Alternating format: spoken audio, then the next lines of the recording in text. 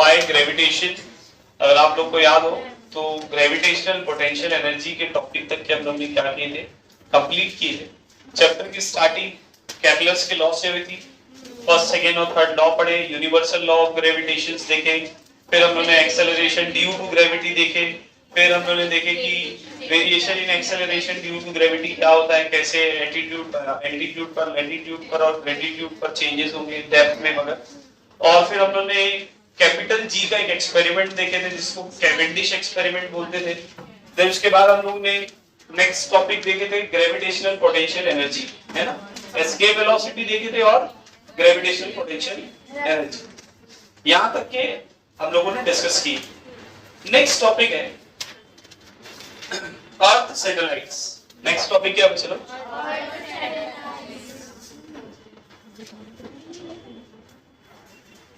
ध्यान से देखेंगे।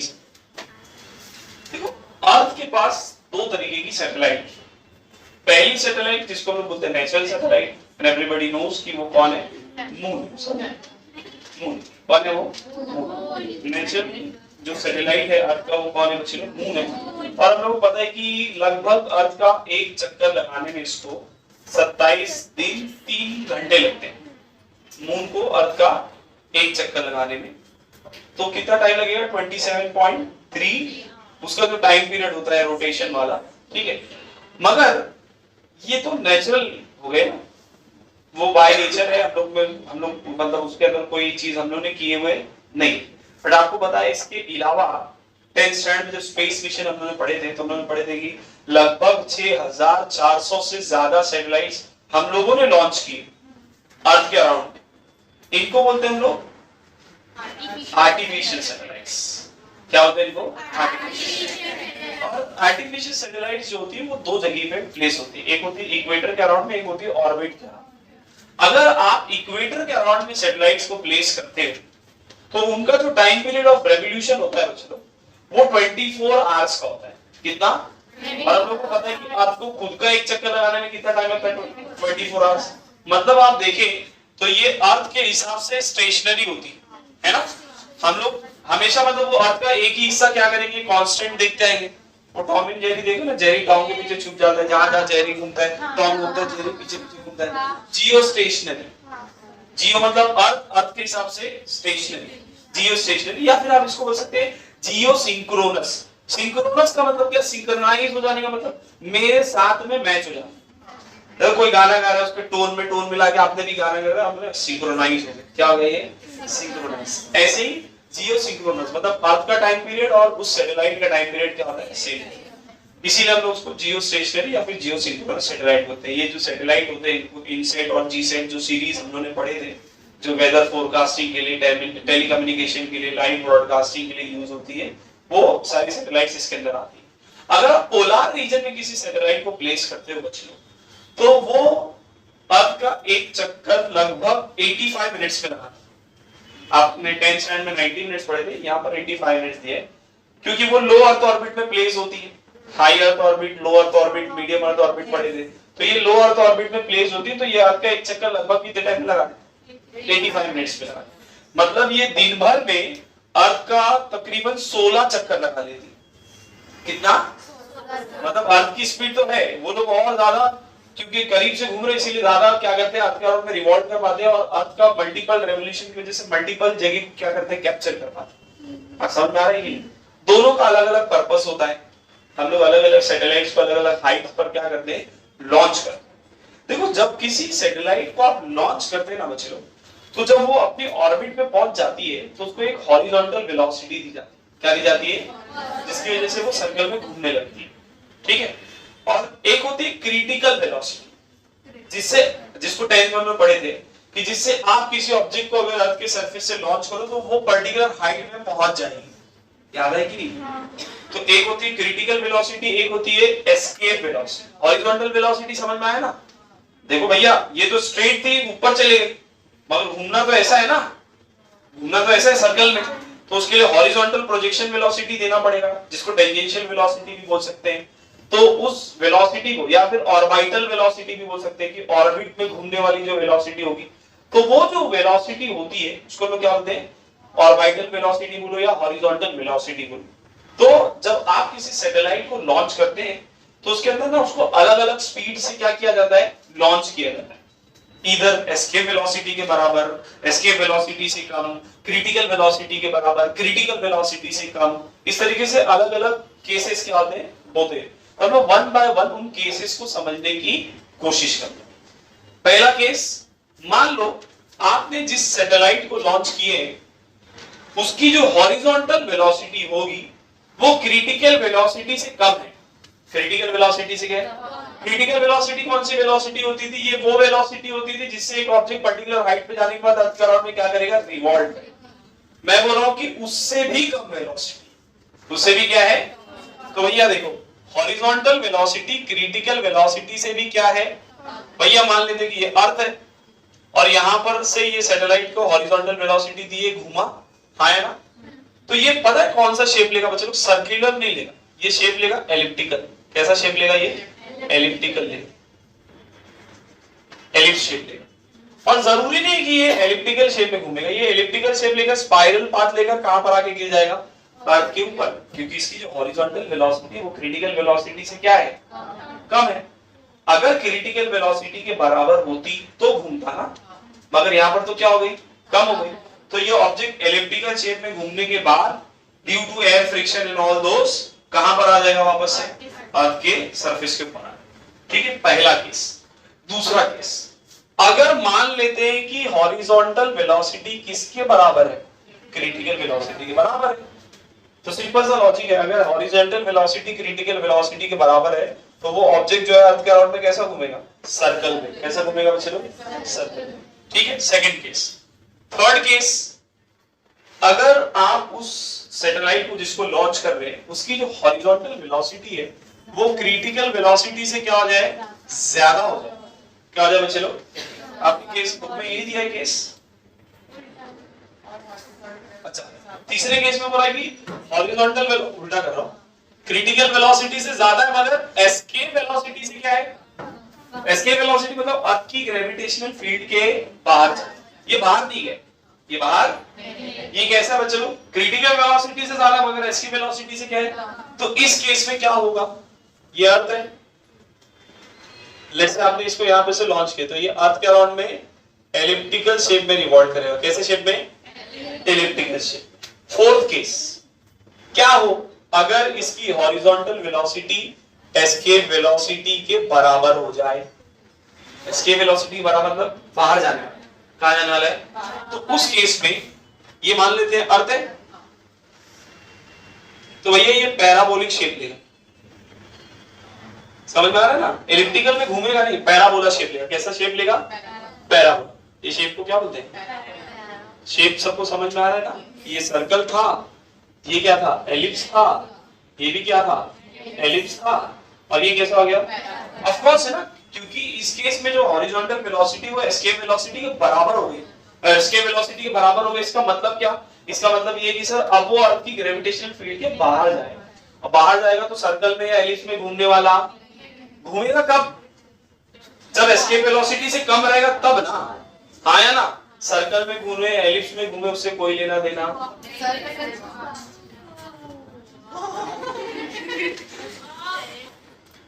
तो मैं क्या बोल रहा था बच्चों कि अगर हॉरिजॉन्टल वेलोसिटी एस्केप वेलोसिटी से क्या हो, बराबर हो जाए, तो वो सर्कल में या एलिप्स में घूमने वाला वो अर्थ की ग्रेविटेशनल फील्ड से बाहर जाएगा, मतलब कैसे शेप में, पैराबोलिक शेप। और लास्ट केस, सर क्या हो अगर मेरी लॉन्चिंग की जो स्पीड हो वो एस्केप वेलोसिटी से भी क्या हो जाए, ज्यादा ना भाई, कम क्यों, कम तो पहले ही हो चुकी थी ना। तो इस केस में ये हाइपरबोलिक शेप लेगा। कैसा लेगा, बहुत ज्यादा कर्व पाथ लेता है, कुछ इस तरीके से, ऐसा। समझ में आ रहा है, बेंडिंग जो रहेगी वो थोड़ा सा और स्ट्रेच हो जाएगी। पैराबोला ऐसा कर्व रहता है ना, ज्यादा अपनी तरफ झुका हुआ, ऐसा थोड़ा सा ओपन रहेगा। अब ये पैराबोला हाइपरबोला मैथ्स में थोड़ा सा समझेंगे बाद में। तो ये हाइपरबोलिक शेप लेगा। कैसा शेप लेगा, हाइपरबोलिक शेप।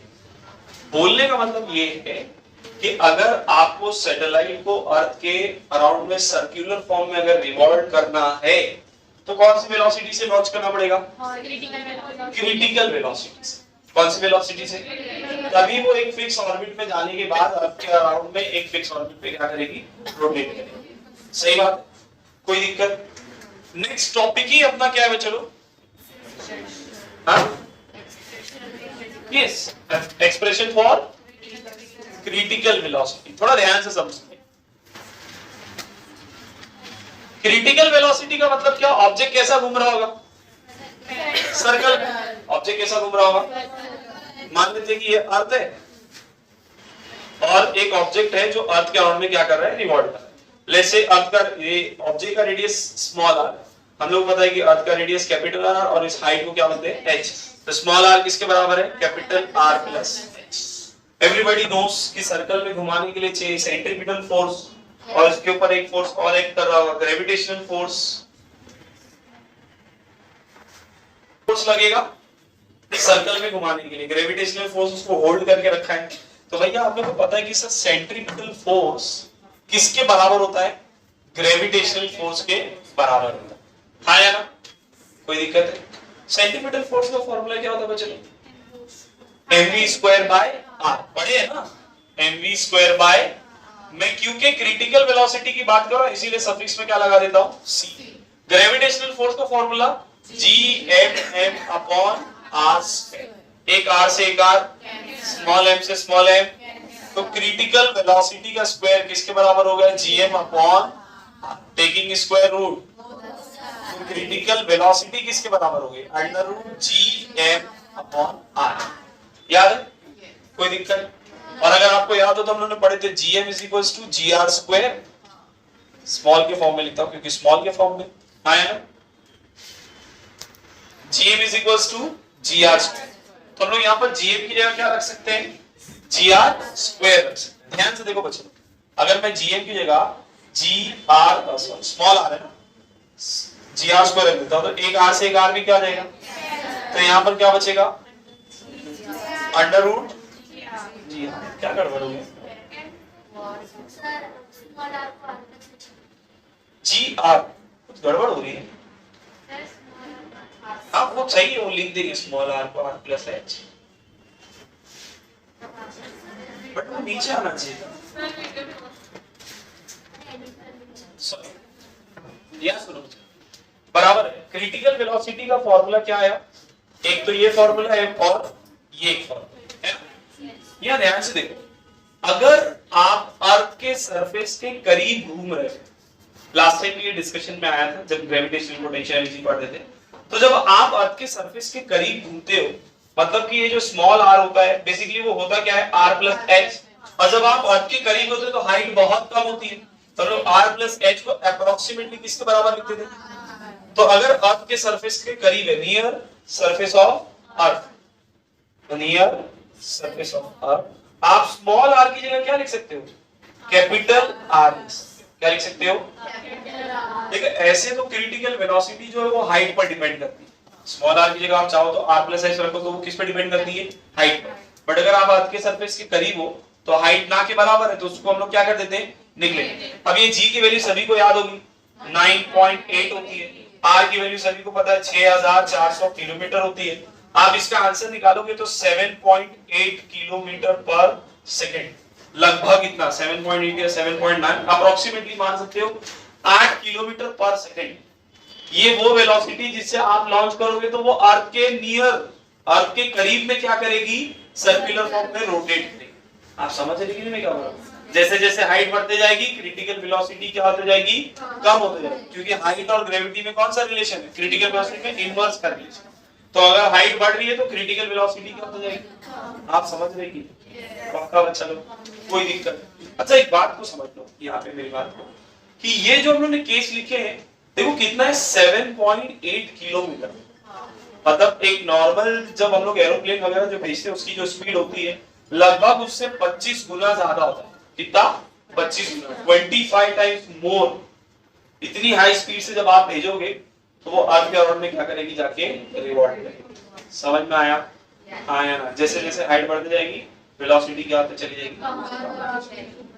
क्लियर, कोई दिक्कत, लिख लो बच्चे लोग। बात करते हैं वेटलेसनेस की, तो एक एग्जांपल के थ्रू इसको एक्सप्लेन करूंगा, थोड़ा ध्यान से देखेंगे इसे। वेट लेस नाम में इसका आंसर है ना। 10th स्टैंडर्ड में इसको पढ़े भी थे, अभी लास्ट लेक्चर में भी हम लोगों ने इसको डिस्कस किया। वेटलेसनेस का मतलब आपको अपना वेट फील नहीं। देखो हम लोगों को वेट फील क्यों होता, पहले ये समझो। Every action is equal in opposite direction. तो जब आप जमीन के ऊपर अपना फोर्स अप्लाई करते हो, वजन अप्लाई करते हो, तो बदले में जमीन आपको देती है रिएक्शन। क्या देती है बच्चे लोग? और वही रिएक्शन हम लोग को फील करवाता है हम लोग के वेट, है ना। एक केस लेता हूं समझाने के लिए वेटलेसनेस को अच्छे से ध्यान से समझो। मान लो कि एक लिफ्ट है बच्चे लोग, जो स्टेशनरी लिफ्ट कैसी है? Stationery lift. लिफ्ट रुकी है, कहीं नहीं चल रही, ठीक है। आयशा उसके अंदर है, ठीक है। आयशा फंस गई उसके अंदर, लिफ्ट बंद पड़ गया, तो समझ रहे? आयशा फंस गई अंदर, रो रही है, चिल्ला रही है। आयशा सोनो जल्दी से। देखो लिफ्ट नहीं चल रही है, मतलब लिफ्ट का एक्सेलरेशन कितना है? ना वो ऊपर जा रही है ना वो। तो भैया आयशा का वेट कहां पर है? नीचे, mg। बदले में उसको रिएक्शन मिलेगा, नॉर्मल रिएक्शन, जो कहा जाएगा ऊपर। और हम लोग पता है कि क्योंकि लिफ्ट कहीं मूव हो रही, तो इसका जितना वेट है बदले में उतना ही उसको रिएक्शन मिल जाएगा। मतलब इस केस में उसका जो n होगा वो किसके बराबर होगा? mg के बराबर। सही बात। मान लो कि ये लिफ्ट मूव हो रही है अपवर्ड डायरेक्शन में। Lift move upward. लिफ्ट कहां जा रही है बच्चे लोग? Upward direction.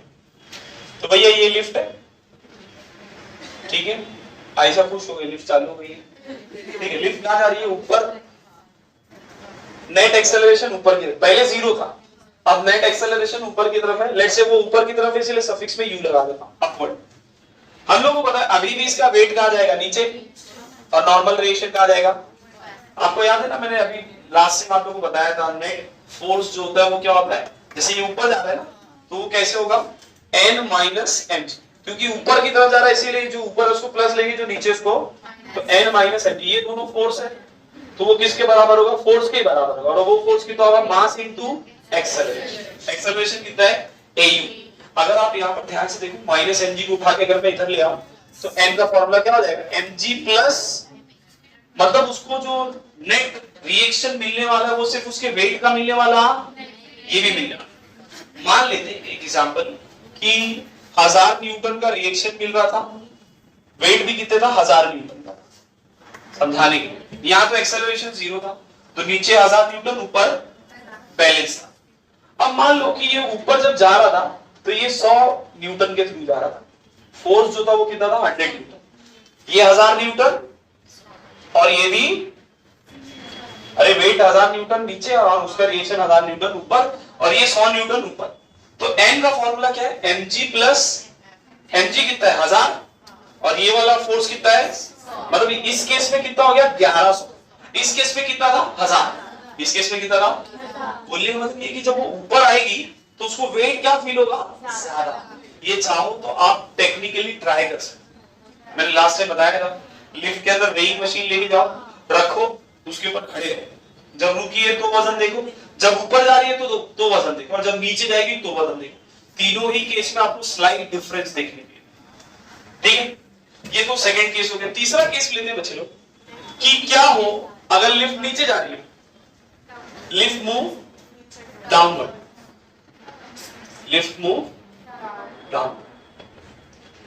तो भैया फिर से वही नेट एक्सेलरेशन किस बार है? नीचे। डाउनवर्ड के लिए सफिक्स में डी ले लेंगे, ठीक है। वेट कहां पर है? नीचे, और नेट फोर्स, नेट रिएक्शन क्या है? ऊपर। इस बार ये नीचे जा रहा है, तो mg माइनस n किसके बराबर होगा? Force that is mass into acceleration. Suffix में क्या आएगा? d। अरे हाँ यार बच्चों, ये समझा ना कैसे लिख रहा हूं? अब देखो माइनस n को उठा के इधर, प्लस n को, ये mad को उठा के इधर ले लो, तो mg माइनस mad किसके बराबर हो गया? देखो इस बार माइनस हो रहा है। ये दोनों तो कितने थे? 1000। ये दोनों तो कितने थे? और ये कितना था? 100। तो 1000 में से 100 निकालूंगा तो कितना हो जाएगा? 900। इस बार वेट क्या फील होगा? कम, ठीक है। अब मैं थोड़ा सा उसको टेंशन में डालना। मान लो मैंने केबल कट कर दी, अब वो सीधा गिरेगी, और इस बार गिरने का जो एक्सेलरेशन होगा वो बराबर होगा एक्सेलरेशन ड्यू टू ग्रेविटी के। हाँ है ना, मतलब चौथा केस डायरेक्ट फॉल, समझ रहे, लिफ्ट का केबल कट कर दिया तो सर उस केस में जो एडी होगा वो बेसिकली किसके बराबर होगा, जी। जा तो रही नीचे ही, नीचे के लिए केस ये था, नीचे के लिए केस यही था ना, तो mg माइनस m, एडी की जगह क्या लिख सकता हूं, is equal to what, mg minus mg। Net reaction कुछ मिलेगा क्या, नहीं। ऐसे ही सिचुएशन को बोलते हैं वेटलेसनेस, क्योंकि कोई रिएक्शन मिल रहा नहीं है, उसको वेट फील होने वाला, समझ में आ रहा है ना। वो आसमानी चूल्हे वाला एग्जांपल दिया था, तो ऊपर से गिरने वाला रहता है, गले का गुर्दा पे बड़ा मारा, तो वेटलेसनेस। ये चीज किसके साथ होती है, एस्ट्रोनॉट्स के साथ भी होती है। ये चीज किसके साथ होती है, उनको भी वेट अपना फील होता नहीं। समझ में आया। आप जैसे जैसे अर्थ के सरफेस से ऊपर जाएंगे ग्रेविटी क्या होती चली जाएगी, कम होती चली जाएगी। समझ में आ रहा है कि नहीं, वेटलेसनेस क्लियर, कोई दिक्कत है बच्चों, ठीक। नेक्स्ट टॉपिक है time period of a satellite, time period for a satellite. ध्यान से देखिए सब, वेटलेसनेस क्लियर है ना, टाइम पीरियड फॉर सैटेलाइट। मान लो भैया ये अर्थ है, ये अर्थ का रेडियस है, एक सैटेलाइट अर्थ के अराउंड में क्या कर रही है, रिवॉल्व कर रही है एट हाइट h। जैसे ये पूरा कितना है, small r, that is small r is nothing but capital R plus h। मुझे पता है कि सैटेलाइट को अगर कोई चीज सर्कल में घुमाने वाली तो वो सेंट्रीपिटल फोर्स और ग्रेविटेशनल फोर्स है, हम लोग ने भी पढ़े थे। सेंट्रीपिटल फोर्स किसके बराबर होता है, ग्रेविटेशनल फोर्स के बराबर, that is mv² r is equals to gm upon r square. सही है, स्मॉल m से स्मॉल m, एक r से एक r। अच्छा देखो वेलोसिटी कौन सी, सर्कल में घूम रहा है, तो ये वेलोसिटी कौन सी होगी, क्रिटिकल वेलोसिटी। कौन सी वेलोसिटी होगी बच्चों, अच्छा वेलोसिटी का फॉर्मूला होता क्या है, डिस्प्लेसमेंट अपॉन, जब कोई चीज सर्कल में घूमती है बच्चों तो उसका डिस्प्लेसमेंट क्या होता है, circumference. Circumference of circle is what, 2 pi r। Let's say time कितना है, तो क्या मैं vc की जगह लिख सकता हूं 2 pi r upon t the whole square is equals to gm upon r।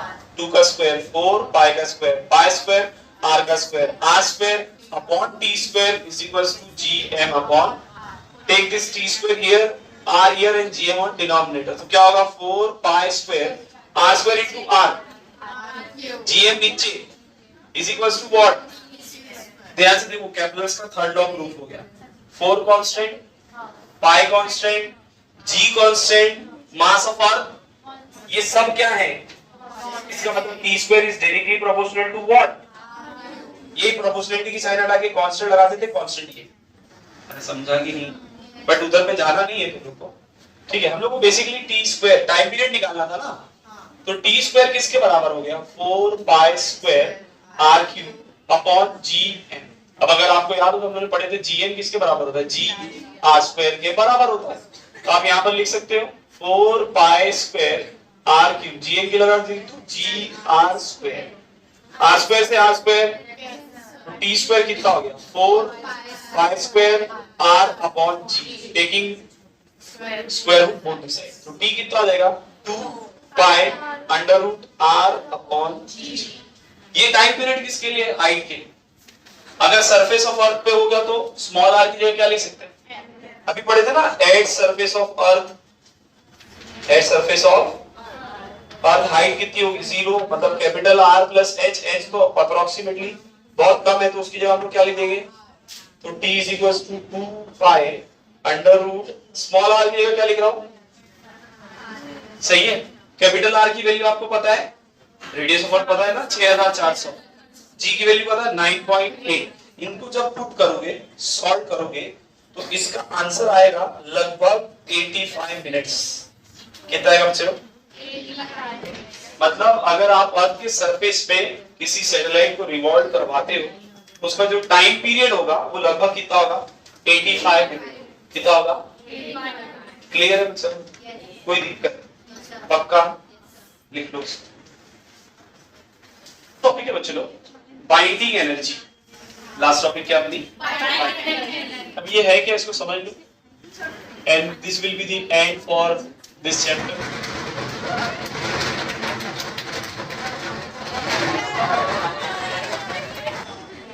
So we were discussing about binding energy. देखो बेसिकली क्या होता है, हम लोगों ने पढ़े कि अगर आपको किसी ऑब्जेक्ट को अर्थ के सरफेस से बाहर लेके जाना है, अर्थ की ग्रेविटेशनल फील्ड के बाहर, तो आप उसको लॉन्च करते हैं किससे? Escape velocity. और अगर आपको याद हो तो एस्केप वेलोसिटी हम लोगों ने कंसीडर किए थे किसके लिए? इंफिनिटी लेकर। तो मैं बात करूं कि मिनिमम वो एनर्जी जो मैं किसी ऑब्जेक्ट को दूं जिसकी वजह से वो अर्थ से क्या हो जाए? अर्थ की ग्रेविटेशनल फील्ड से बाहर हो जाए, उस एनर्जी को हम लोग क्या बोलते हैं? बाइंडिंग। उससे कम देंगे तो अर्थ उसको बाइंड करके रखे रहेगा अपने पास, उससे थोड़ा से ज्यादा देंगे तो वो क्या हो जाएगा? अर्थ से बाहर जाएगा। आप समझ में आया? तो ये कैसे निकालेंगे? एकदम आसान, ध्यान से देखो, कुछ नई चीज नहीं करना है। मान लो कि ये ऑब्जेक्ट है, जैसे ये अर्थ है, चलो ठीक है, और ये ऑब्जेक्ट इसके अराउंड में क्या कर रहा है? रिवॉल्व कर रहा है। मुझे इसको अर्थ की ग्रेविटेशनल फील्ड के बाहर लेके जाने के लिए जो मिनिमम एनर्जी लगेगी उसी को मैं क्या बोलता हूँ? Binding energy. मैं क्या करता हूं, मैं निकालता हूं कि इसके पास इस पॉइंट पे कितनी एनर्जी है, कितनी एनर्जी है, और मैं उतनी एनर्जी अगर अपोजिट डायरेक्शन में दे दूं तो ये तो बैलेंस आउट हो जाएगा। अरे भैया मैं इसका हाथ पकड़ इसको ऐसे गोल गोल घुमा रहा, ऐसा भी इसका पैर पकड़ लिया, सेम फोर्स, मैं 10 न्यूटन का फोर्स लगा, वो भी 10 न्यूटन, ये कहीं जाएगी? फिर नहीं जाएगी, सही है कि नहीं? तो वो जो मिनिमम एनर्जी कितनी थी? 10 न्यूटन। मैक्सिमम हम लोगों को पता है, हम लोग बात किसकी कर रहे हैं? मिनिमम। अब समझ में आ गया? Binding energy. तो बात चली थी बाइंडिंग एनर्जी की। अरे यार है ना, एग्जांपल समझाने के लिए दे दो ताकि तुम लोग को याद रहे जब एग्जांपल सॉल्व। हाँ अच्छा सर ने अमीना को घुमाए थे यार, याद है यार, ऐसा को लिफ्ट में से ऐसे गिरा दिया था हम लोगों ने, ठीक है, फिर भी अल्हम्दुलिल्लाह जिंदा बैठे हैं, ठीक है। सब लोग याद देंगे सभी लोग। तो हम लोग बात करते हैं बाइंडिंग एनर्जी। तो मैंने बताया ये वो मिनिमम एनर्जी है जो आप किसी ऑब्जेक्ट को दें तो वो अर्थ की ग्रेविटेशनल फील्ड से क्या होगा? बाहर हो जाए, या उससे पहले, हाँ बाहर करने के लिए, हाँ उतनी एनर्जी दूंगा तो बाहर हो जाएगा, या उतना अर्थ लगाती है कि वो अपने अंदर उसको क्या करे? रोक के रखे। आप उससे थोड़ा सा ज्यादा दे देंगे तो वो कहाँ चले जाएगा? फिर बात तो वही हुई ना, ऐसा या ऐसा। मैं बोला मैं पकड़ के रखा, मैं लेके जा रहा हूँ, क्लियर? सही बात है ना भाई, बात तो वही है। चलिए आप यहाँ पे देखेंगे हंसी बात में। तो बाइंडिंग एनर्जी इसका डेरिवेशन है। मैंने बोला कि हम लोग पता करते हैं कि यहाँ पर कितनी टोटल एनर्जी है, जितनी भी होगी उतना ही अपोजिट डायरेक्शन में लगा देंगे तो वो बाहर चली जाएगी, सिंपल। तो टोटल एनर्जी कैसे निकालेंगे? Kinetic plus potential. तो पहले तो निकालते हैं काइनेटिक एनर्जी। क्या निकालते हैं? क्या होगा फॉर्मूला? हाफ mv², क्योंकि वो सर्कल में घूम रहा है तो यहाँ लिख देते क्रिटिकल। क्रिटिकल वेलोसिटी का फॉर्मूला अभी पढ़े थे हम लोग ने, √gm/r, स्क्वायर है तो स्क्वायर और स्क्वायर रूट, तो हाफ m, ये कैपिटल M था, स्क्वायर और स्क्वायर रूट कैंसिल, तो क्या हो जाएगा? gm/r। रीअरेंज कर लेते ना, gmm/2r। ये क्या है बच्चों? Kinetic energy. ये क्या है? अब बात करते हैं पोटेंशियल एनर्जी की। पोटेंशियल एनर्जी का फॉर्मूला सभी को पता हो, ग्रेविटेशनल पोटेंशियल एनर्जी डिराइव किए थे, -gmm/r, है ना? हाइट पर इसीलिए स्मॉल r लिखा, सरफेस ऑफ अर्थ होता तो कैपिटल R प्लस एनर्जी, तो यहाँ पर स्मॉल r। टोटल एनर्जी क्या होगी बोलो sir? Kinetic plus potential. What is kinetic? gmm/r। Potential कितनी है? -gmm/r। दोनों में gmm/r है, कॉमन ले लो, यहाँ क्या बचेगा? 1/2, ये प्लस माइनस, यहाँ पे क्या बचेगा? आधे में से एक जाएगा तो कितना बचेगा? -½ कितना बचेगा? तो -½ सही है कि नहीं? ये वो एनर्जी है इस पॉइंट पर उस ऑब्जेक्ट के पास जिसकी वजह से आप उसको क्या कर रहा है? बाइंड करके रखा है।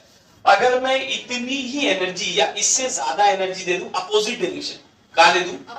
तो बाहर से छूट के चले जाएगा बाहर, हाँ या ना? ये इस साइड है, लेट्स से माइनस है, तो उस साइड क्या देना पड़ेगा? प्लस। तो सर बाइंडिंग एनर्जी अपने लिए जो होगी वो कितनी होगी बोलो सर? gmm/2r। बस मैंने माइनस किया, क्या लगा दिया? अगर आप इतनी एनर्जी उसके अपोजिट डायरेक्शन में दोगे तो वो अर्थ से क्या हो जाएगा? छूट के बाहर। अरे समझा कि नहीं? यही है बाइंडिंग एनर्जी। कोई दिक्कत? पक्का? अच्छा एक चीज खाली ध्यान में रखो, मैंने एक पॉइंट मिस कर दिया था। अगर आपको याद हो मैंने अभी कुछ देर पहले क्रिटिकल वेलोसिटी का एक फार्मूला डिराइव किया था। क्या था formula? Under root G M upon small R, और सरफेस ऑफ अर्थ के लिए कितना था? कैपिटल आर, है ना? मगर जब आप अर्थ के सरफेस के करीब होते हो ना बच्चों, ये कब था? जब अर्थ के सरफेस के करीब थे। तो जब आप अर्थ के सरफेस के करीब होते हो तो एयर का रेजिस्टेंस वगैरह भी होता है, जिसको हम लोगों ने कंसीडर किए थे। क्या कंसीडर कर डिराइव करते टाइम तो हम लोग खाली इतना बोल देते near surface of earth capital small R जो होता है वो कैपिटल आर के बराबर होता है ना? बट एक्चुअल में ऐसा होता नहीं, एक्चुअल में ऐसा होता।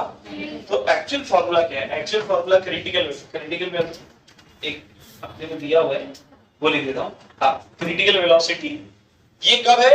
Near surface of earth. इसका फार्मूला है g pi rho upon 3, 2r under root g pi rho upon, ये नियर सरफेस ऑफ अर्थ है, इंक्लूडिंग एयर रेजिस्टेंस है। और इसका डेरिवेशन हम लोग को दिया हुआ नहीं, ये डायरेक्टली हम लोग को गिवन है कि भैया अगर आप एयर के रेजिस्टेंस वगैरह को पिक्चर में कंसीडर करोगे तो फिर उसके लिए फार्मूला ये हो जाएगा। क्लियर है बच्चा?